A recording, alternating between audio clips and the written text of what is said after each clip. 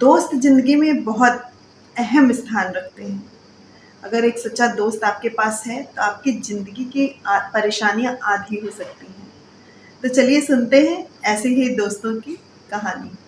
मैं सरिता भानोटिया book Shuk with चाय पर आपका हार्दिक स्वागत करती हूँ। अगर आप मेरे चैनल पर नए हैं तो मेरे चैनल को सब्सक्राइब ज़रूर कर दें और नीचे बेल आइकन पे प्रेस करना बिल्कुल ना भूलें, ताकि मैं जब भी कोई नया वीडियो डालूं उसकी नोटिफिकेशन आपको तुरंत मिल जाए।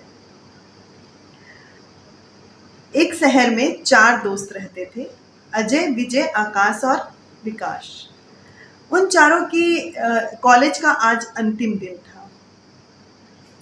चारों ने सोचा कि चलो आज किसी अच्छे होटल में जाकर अपने दिन को सेलिब्रेट किया जाए, क्योंकि उसके बाद तो आगे की पढ़ाई के लिए अलग अलग शहरों में चले जाना है।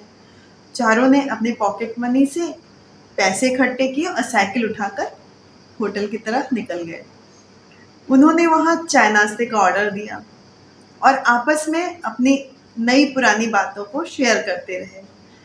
जब बिछड़ने का समय आया तो चारों की आंख भर आई। चारों ने हाथ एक दूसरे का पकड़कर एक प्रॉमिस किया कि 30 साल बाद आज ही के दिन इसी समय हम चारों इसी होटल में जरूर मिलेंगे और जो सबसे आखिरी में आएगा वही होटल का बिल देगा। ये सारी बात उन्हें चाय नाश्ता सर्व करता हुआ कालू वेटर भी सुन रहा था। उसने भी आकर कहा, अगर मैं इसी होटल में रहा तो मैं भी आपका इंतजार करूंगा। और इस वादे के साथ चारों दोस्त अलग अलग अपनी मंजिल की तरफ चले गए। दिन महीने साल बीतते रहे और अब शहर वो महानगर बन चुका था। उसमें आबादी बढ़ चुकी थी, फ्लाईओवर बन चुके थे और वो होटल अब एक 5 स्टार होटल बन चुका था।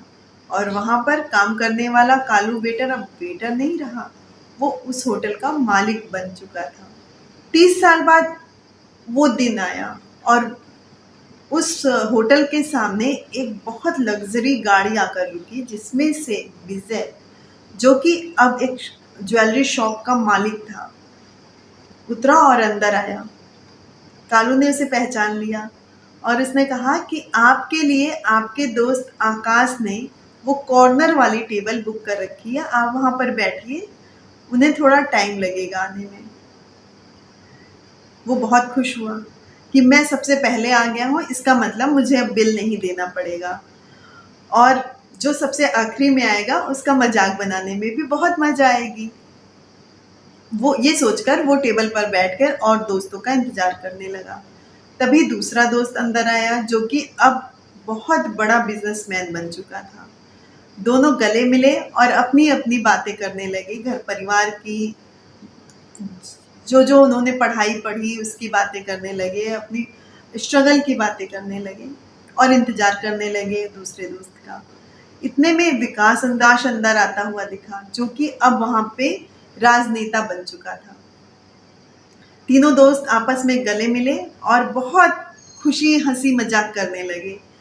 तभी कालू ने आके उन्हें एक संदेश दिया कि आप लोग तब तक नाश्ता स्टार्ट कर सकते हैं, आप लोग खाते रहिए, क्योंकि आकाश सर को आने में अभी कुछ ज़्यादा टाइम लगेगा। तीनों दोस्त फिर आकाश का इंतजार करते करते आपस में हंसी मजाक करते रहे, बातें करते रहे। लेकिन उन्हें आकाश का इंतजार भी था और ये खुशी भी थी कि आकाश को याद है आज का दिन।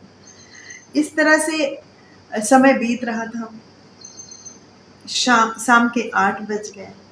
तभी उन्होंने देखा कि एक व्यक्ति जो है उनकी तरफ आ रहा है, एक नवयुवक उसकी तरफ आ रहा है। तो वो जब पास में आया, उनके टेबल पे आकर बैठ गया और बोला कि मैं सार्थक हूँ, मेरे पिता का नाम आकाश है। तीनों दोस्तों ने कहा, अरे तो आकाश कहाँ है? मेरे पिताजी का 6 महीने पहले ही देहांत हो चुका है। उन्हें आज के दिन का बहुत बेसब्री से इंतजार था।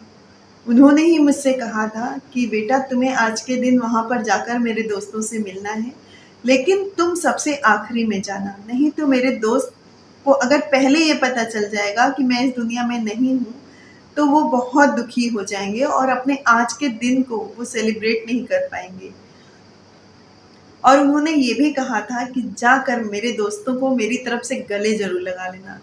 ये कहकर सार्थक ने अपनी बाहें फैला दी और सारे दोस्त एक दूसरे से लिपट गए।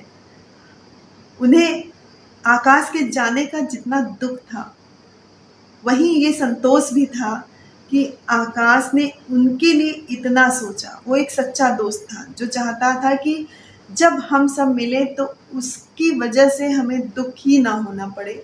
ये जीवन ऐसा ही है, इसीलिए हमेशा अपने दोस्तों से, अपने रिश्तेदारों से मिलते मिलाते रहना चाहिए। कब किसका समय आ जाए और वो हमसे बिछड़ जाए, अंत में पछताने से कोई फ़ायदा नहीं होता। इस सिर्फ दिवाली होली पर ही मैसेज कर देना काफ़ी नहीं होता। भी आप किसी ऐसे शहर में जाएं जहां आपका कोई दोस्त, कोई रिश्तेदार रहता हो, तो उससे मिले ज़रूर, क्योंकि ये बहुत अनोखा सुख होता है जो हम सबको महसूस करना ही चाहिए। तो ऐसी ही कहानियाँ और सुनने के लिए मुझे फॉलो करते रहिए। Till then, bye bye.